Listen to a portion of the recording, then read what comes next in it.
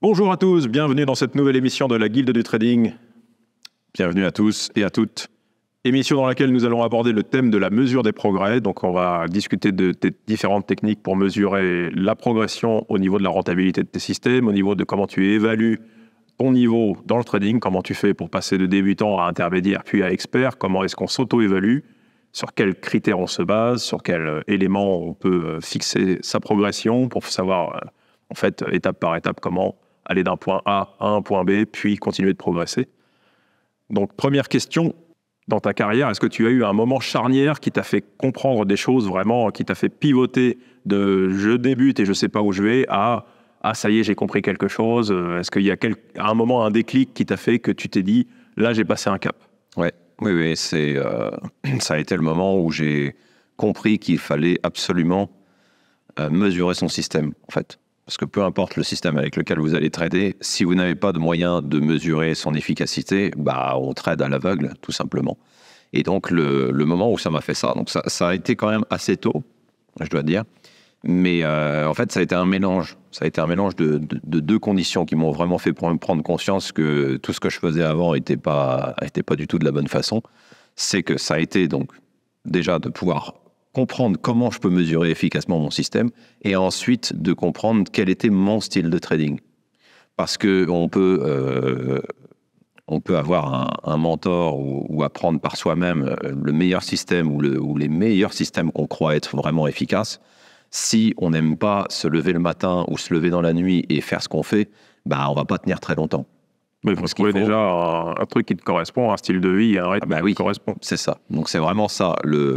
Je pense que le moment le plus crucial pour un trader, c'est de comprendre comment son système fonctionne et d'avoir suffisamment confiance dans ce qu'on trade et ensuite d'aimer ce qu'on trade. Parce que si quelqu'un aime vraiment la rapidité et la vitesse de trading, l'exécution où il faut prendre des décisions en quelques secondes, etc., mais que du coup, on place cette personne-là devant un système qui va mettre peut-être 3, 4, 5 heures avant de prendre la moindre décision et d'analyser sur quasiment toute la journée des trades à prendre, et forcément, cette personne-là ne va pas du tout kiffer sa vie et ni aimer ce qu'il fait. Et à contrario, si c'est une personne qui aime prendre son temps, bien analyser les choses et qu'on la met devant des chandeliers d'1 minute ou de 30 secondes... C'est trop rapide et le mec est dépassé. Donc toi, ton premier déclic, c'était vraiment de réaliser qu'il fallait que tu trouves quelque chose qui correspondait à tes goûts, en quelque sorte. C'est ça.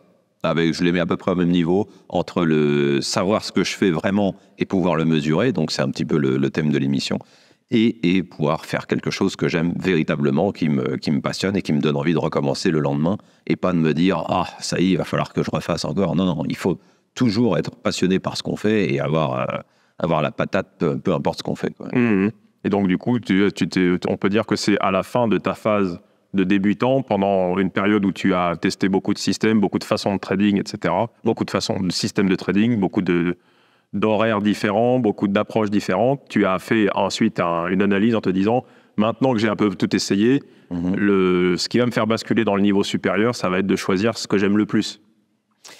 Oui, parce qu'on est quand même parti pour le faire comme une carrière c'est vraiment un métier, hein, c'est une passion et un métier, donc il faut le faire sur le long terme. Il faut vraiment partir où on fait ça très longtemps. Donc il faut que ce soit vraiment quelque chose qui nous tienne à cœur et donc qu'on fait avec passion.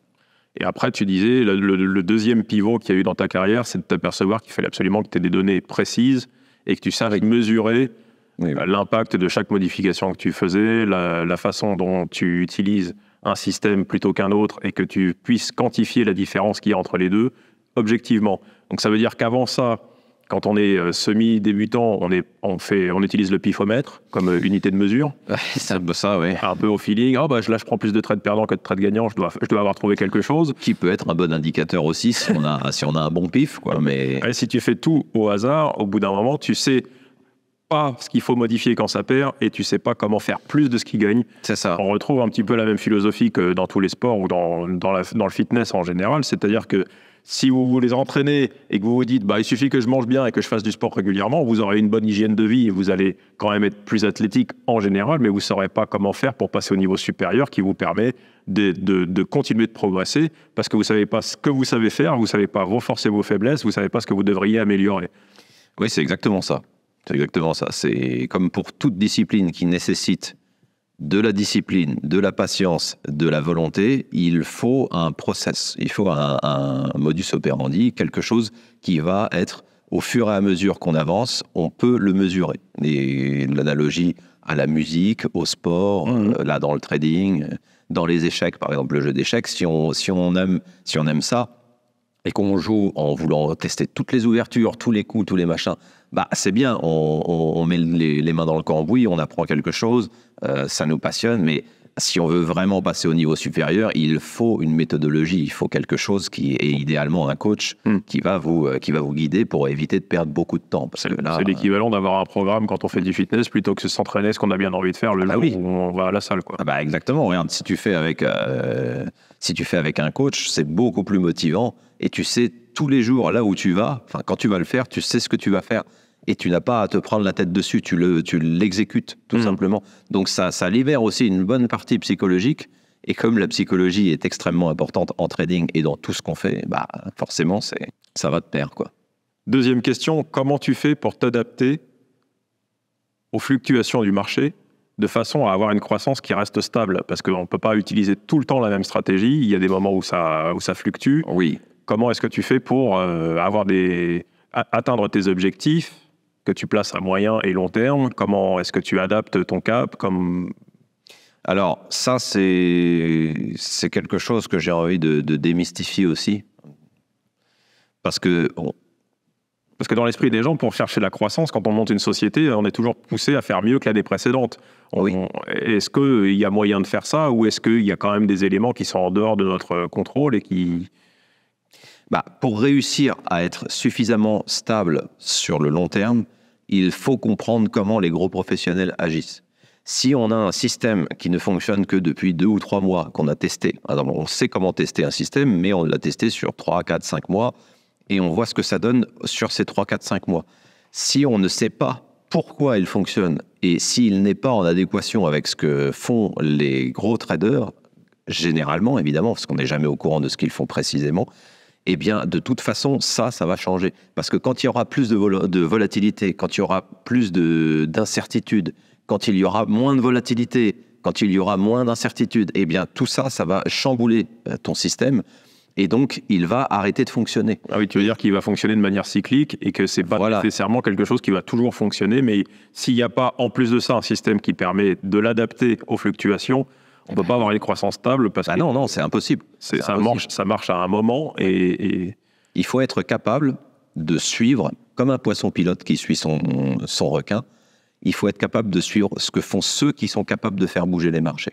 Et à partir du moment où on a ça, peu importe le système, ce qui compte, c'est ce qu'il y a derrière le système. Ce qui compte, c'est tout le pouvoir intrinsèque au système. Est-ce qu'il est basé sur quelque chose qui tient véritablement la route ? Et est-ce qu'il est basé sur quelque chose qui respecte ce que font ceux qui font bouger les marchés? Parce que si tout était aléatoire, on pourrait trader n'importe quel système, ça serait comme à la roulette, il n'y en aurait pas un meilleur que l'autre. Il y aurait 50-50 de... Voilà, il n'y en aurait vraiment pas un meilleur que l'autre. Si on prend l'analogie à la roulette, imaginons même qu'on enlève le 0, donc il n'y a aucun avantage du casino, c'est juste 50-50. Donc c'est au final, même si on a le temps de faire ça pendant 100 ans, on n'aura pas perdu d'argent, on n'aura pas gagné d'argent. Mais si on a suffisamment d'argent, évidemment, parce qu'après, il y a le capital qui rentre en compte. Mais donc, si on a un système qui ne respecte pas ce que font ceux qui sont capables de faire bouger les marchés, qui eux sont humains ou qui mettent en place des algorithmes, eh bien, on n'a aucune possibilité de s'adapter. C'est la condition sine qua non de tout système. C'est-à-dire peu importe ta façon de faire l'analyse technique, si c'est d'abord basé sur le fait que tu as détecté comment agissent les gros acteurs du marché et qu'ensuite tu te fais des outils qui permettent de détecter ces indices-là, ça peut être fiable et ça peut être suffisamment pérenne pour s'adapter sur une croissance qui va être sur le long terme. Voilà. Parce qu'il y a une espèce de squelette qui a une raison d'être.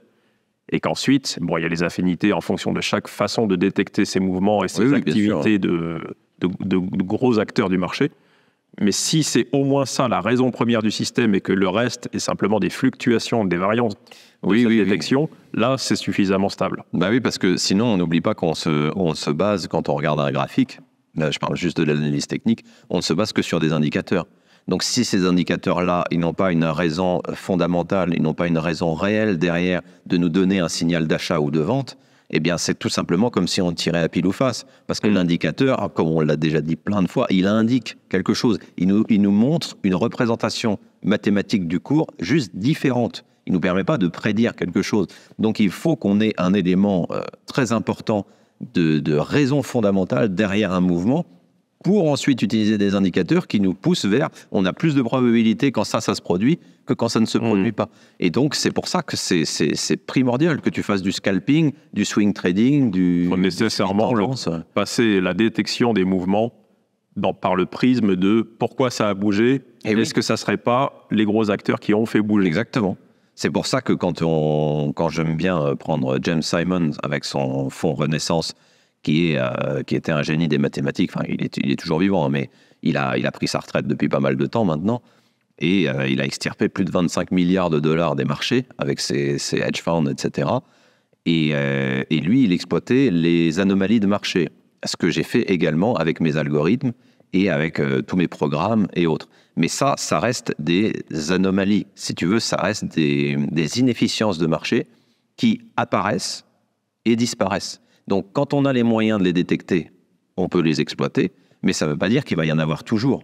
Là, on est dans une exploitation à court terme d'inefficience de marché et d'anomalies qu'on peut prendre, bien évidemment, sur le passé, mais que c'est très difficile d'extrapoler sur le futur. Mais ça reste un moyen d'exploiter parce que les gros laissent des traces sur les marchés. Il faut mener son enquête, en fait. Voilà, il faut mener son enquête, mais on n'a aucune certitude de est-ce qu'il va y avoir de nouvelles inefficiences, est-ce que les algorithmes qu'on a créés vont pouvoir continuer à détecter ce que font les algorithmes des très gros professionnels. Donc ça, on n'a pas de certitude sur ça. Mais par contre, c'est évidemment un domaine de recherche passionnant, mais c'est pas ça qui détermine obligatoirement comment la mécanique des très gros professionnels fonctionne. Donc ça, il faut le faire qu'en étant déjà certain de ce qu'on fait, certain des algos qu'on utilise, et ensuite en ayant bien évidemment d'autres stratégies qui nous permettent de nous adapter. Parce que c'est pas leur mode de fonctionnement, c'est les traces qu'ils laissent, ça. Donc tu vois, c'était pour donner un exemple de là, on a quelque chose qui est mesurable, mais qu'on ne sait pas si ça va durer dans le temps. Et donc, dans une stratégie de pérennisation et de croissance stable, quel est le rôle de la technologie dans ça? Est-ce que tu utilises des nouvelles technologies qu'on a vues émerger ces dernières années? Est-ce que tu suis ce qui se fait? Oui, bien sûr. Robot de trading, IA? Oui, surtout au niveau du high frequency trading, donc au niveau des HFT, donc du trading à haute fréquence. Ça, évidemment, c'est réservé aux très très gros. Mais c'est une tendance de trading ultra rapide qu'utilisent les très gros professionnels, avec des serveurs spéciaux, avec des technologies que le commun des mortels ne peut pas avoir, mais par contre qui influencent le marché sur lequel les particuliers tradent et qu'il faut prendre en compte maintenant, qui n'était pas le cas avant.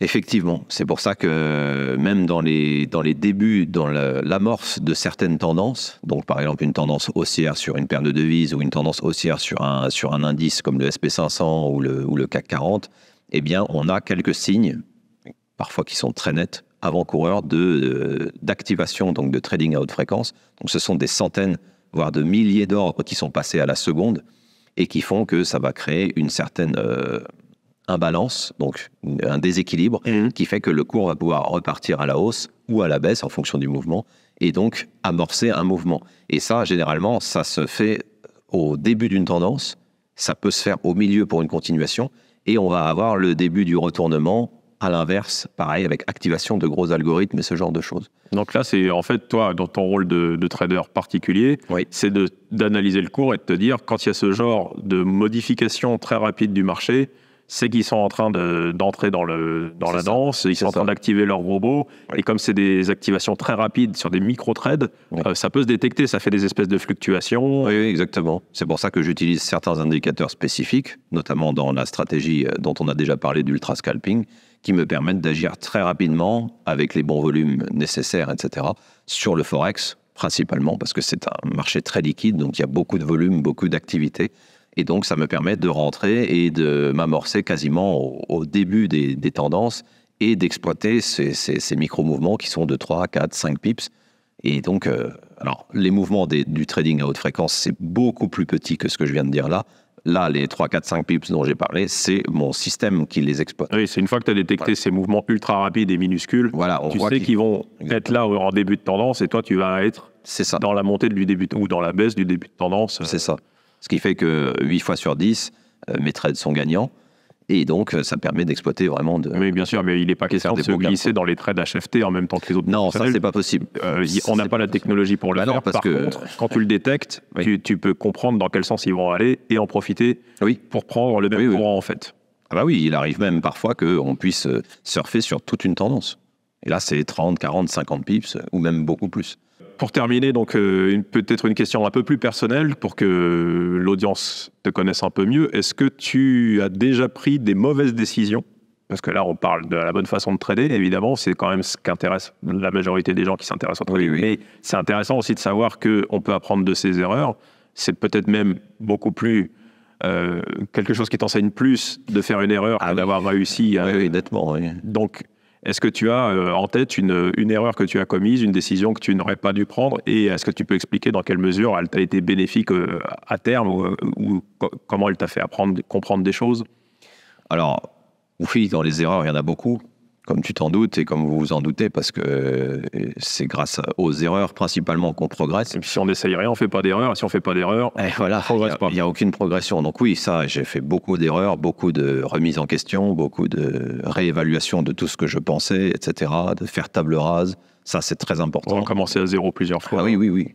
Mais alors, une anecdote en particulier, qui a eu pas mal d'impact. Alors, j'en ai une, c'était il y a presque 10 ans maintenant, une dizaine d'années.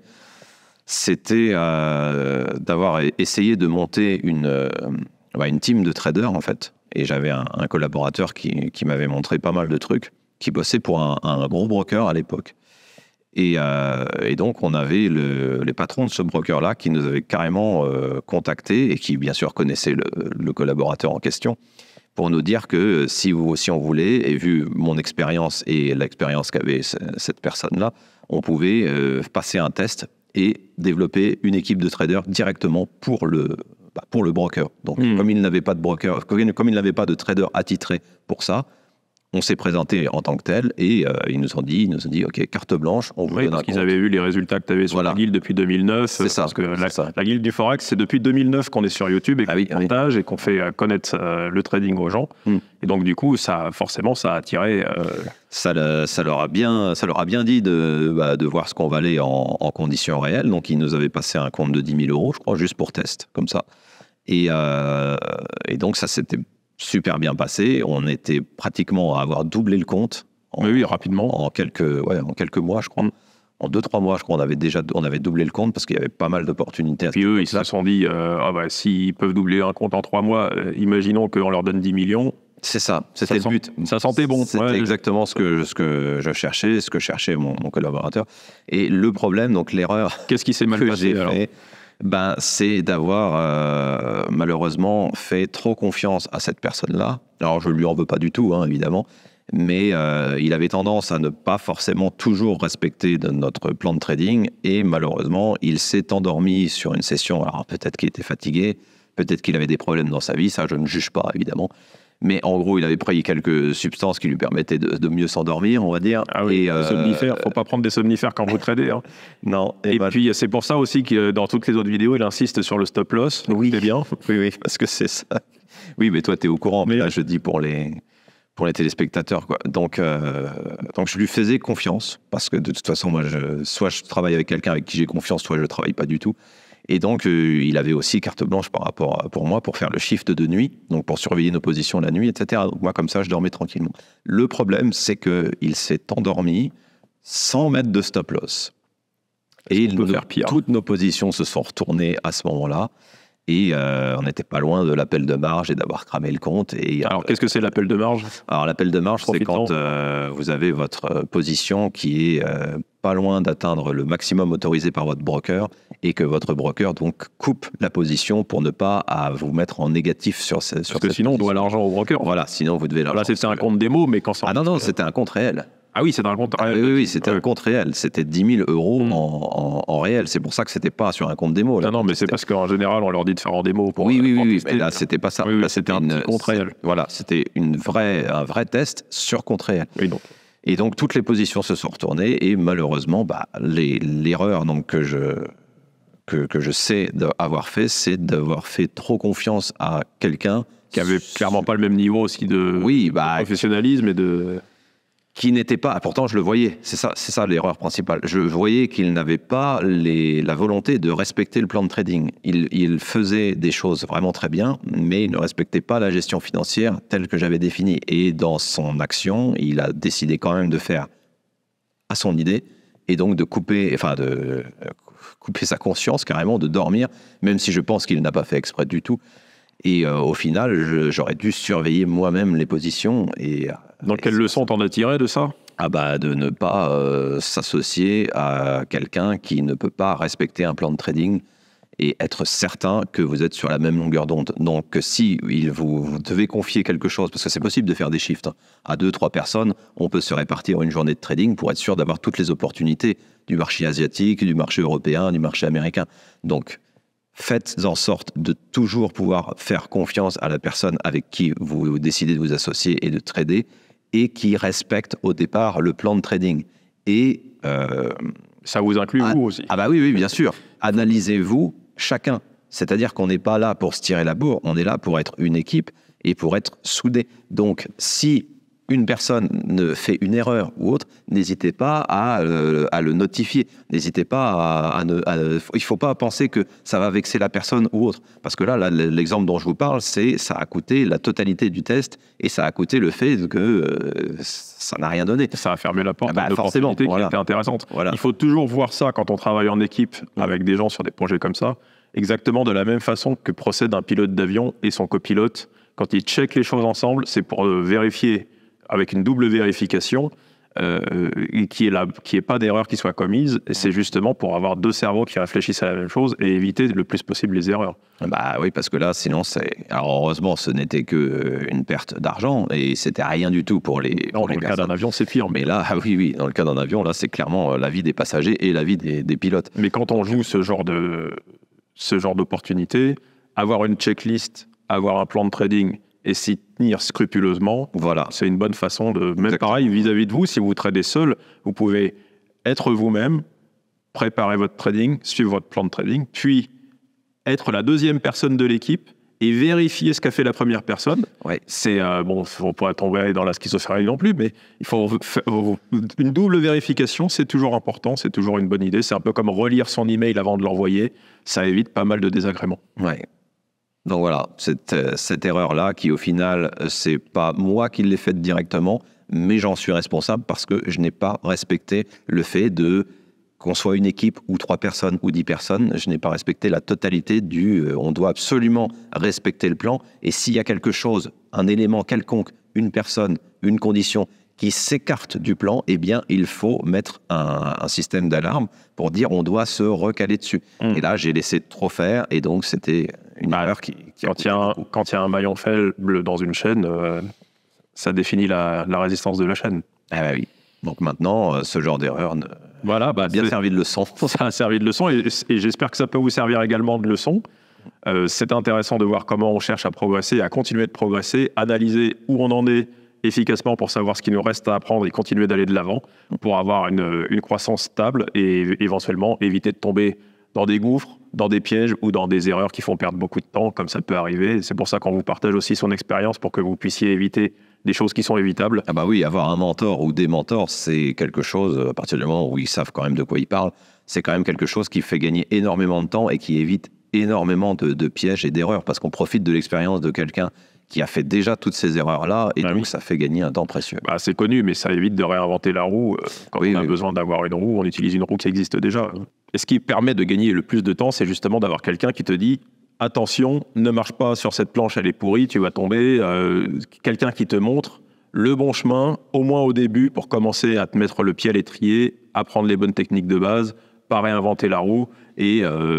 Donc ça, c'est vraiment le rôle du mentor.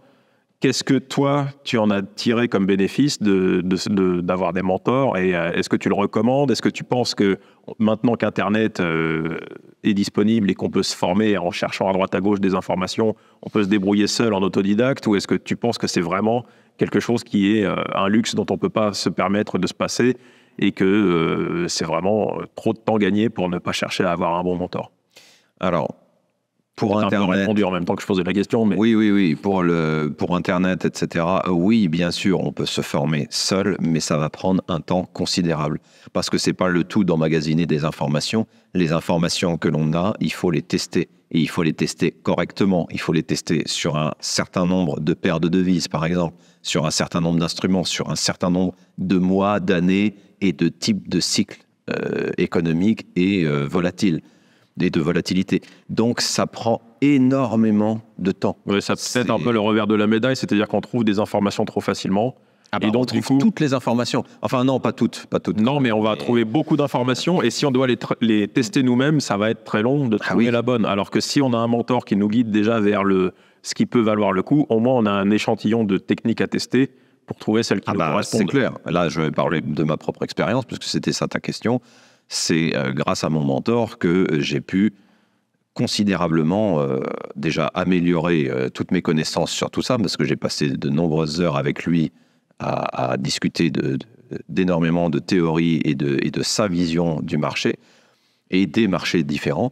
Et puis également de pouvoir avoir quelqu'un qui me guide directement, surtout au départ, sur tout ce que je devais faire et qui m'a en gros orienté vers ce qui me correspondait. Parce que dès le début, il m'avait clairement dit tu verras, moi je t'enseigne des choses, mais ça se trouve, tu vas partir sur des choses différentes parce que avec ta vision du marché, tu vas développer ton propre système, tes propres analyses, etc. Et c'est effectivement ce qui s'est passé. Donc, il m'avait même prédit, avant même que je sache ce qu'était un cours de marché ou que ce soit l'analyse technique, je ne savais même pas encore ce que c'était. Il me disait, moi, je vais t'enseigner des choses, mais en gros, il m'a réappris à apprendre. Et ça, c'est très, très important. Il a commencé à te dire tout de suite, en fait, qu'il fallait d'abord trouver quelque chose qui correspond à ta philosophie de trader et que c'est ça que tu cherches avant même les techniques.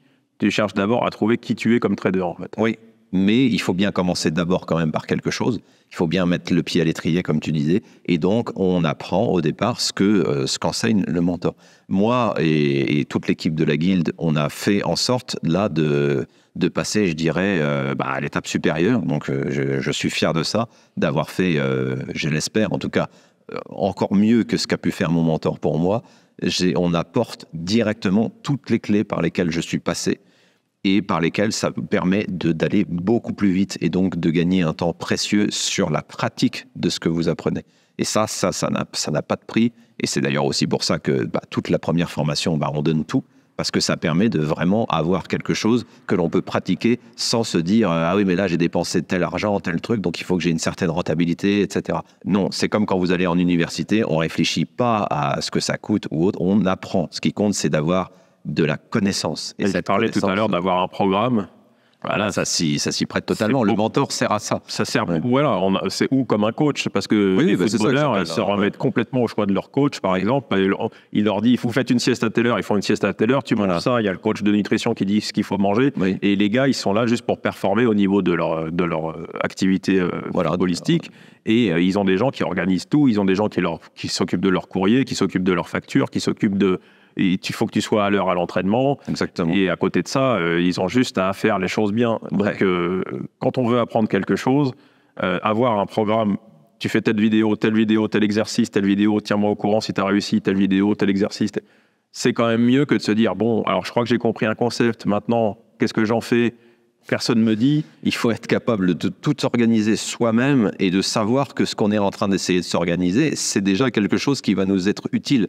Mais quand on est débutant, comment on peut savoir ce qui va être utile au départ, plutôt que quelqu'un qui a montré ce qu'il sait faire et qui est dans le domaine depuis 15, 20, 30 ans. Donc c'est pour ça que sans mon mentor, moi, j'aurais mis probablement 10 ans de plus. Très honnêtement. Jamais eu la base. Au moins 10 ans de plus, ouais. J'aurais mis au moins 10 ans de plus pour en être là où j'en suis. Et perdre une décennie, alors pour certaines personnes ultra motivées, c'est pas de la perte de temps, parce qu'il y en a qui veulent vraiment tout faire eux-mêmes de A à Z, mais c'est absolument pas une nécessité. Ce qui compte, c'est le résultat. C'est tout ce qui compte. Peu importe ce que vous faites, ce qui compte, c'est le résultat. Et donc, si on peut gagner du temps et de l'efficacité, il ne faut surtout pas s'en priver. Et moi, je sais que je n'aurais jamais eu le niveau que j'ai sans mon mentor. Voilà. Alors, ça reste mon expérience. Ce qui ressemble le plus à avoir un mentor qui vous suit en one-to-one, vraiment. Ça, c'est encore mieux. Voilà, ça, c'est encore mieux quand on peut parler directement à la personne et qui te corrige sur tel truc, tel machin, pour lequel tu entends directement sa version des faits, sa vision du marché, etc. Là, c'est ce qu'il y a de mieux. Là. Mais pour l'instant, tant qu'on n'a pas trouvé comment on peut mettre ça en place pour tous ceux qui sont intéressés, le mieux, c'est vraiment la formation qu'on met sur le site.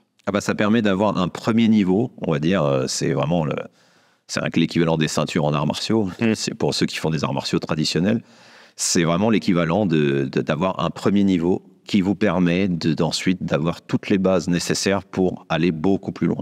Et donc ça, je pense que c'est un des trucs les mieux, une des formations les mieux sur Internet qu'on peut trouver, qui réunit tout et qui est donnée vraiment pour que les gens avancent. C'est pas fait pour quoi que ce soit d'autre. C'est juste fait pour que vous puissiez progresser, mettre vraiment le pied à l'étrier, avoir des vraies connaissances, commencer à appréhender comment les très gros professionnels tradent, et ensuite pouvoir vous développer. Et là, vous pouvez aller beaucoup plus loin. À partir d'une base solide. Voilà. Et les bases, c'est ce qui permet de devenir vraiment expert dans ce que vous faites.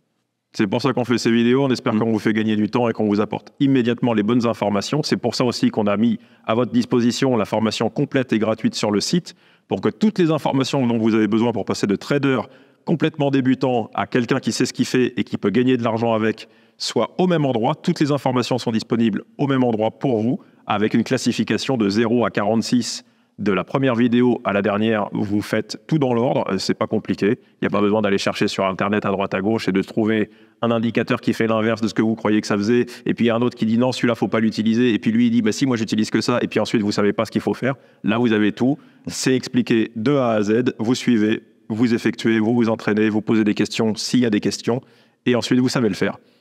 Oui, il y a... Donc, c'est sur guildeforex.com. Vous laissez votre email, vous recevez tout gratuitement. Il n'y a pas de truc à payer, donc il n'y a pas de raison d'hésiter. Et on vous dit à mardi prochain pour la prochaine vidéo. À très bientôt.